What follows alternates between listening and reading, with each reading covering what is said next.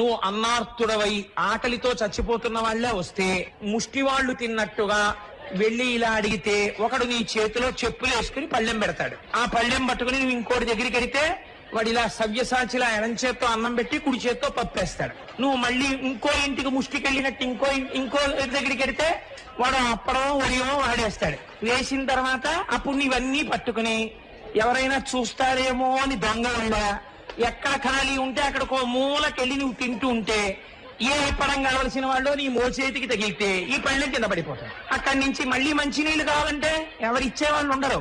ఓ బల్ల మీద ఉంటాయి తెల్లటి గ్లాసులతో, అవి నువ్వు కొంచెం గట్టిగా పట్టుకుంటే పగిలిపోతాయి, నొక్కుపోతాయి. అలాంటి గ్లాసులు ఎడం చేత్తో ఈ పళ్ళెం పట్టుకుని కుడి చేత్తో నీళ్లు తాగి ఇంకొంచెం నీళ్లుంటే ఎక్కడ పెట్టుకోవాలో తెలియదు, నెత్తి మీద పెట్టుకోవాలి, లేకపోతే జేబులో పెట్టుకోవాలి ఆ గ్లాసు. ఇంత గొప్ప విందులు మనవి. అటువంటి అప్రాచ్యపు విందు పెట్టిన వాళ్ళు కారు. భారతీయ సంస్కారములో పిలిచిన వాళ్ళని ఎంత అందంగా పెట్టాలో అలా పెట్టిన వాళ్ళు భోజనాలు.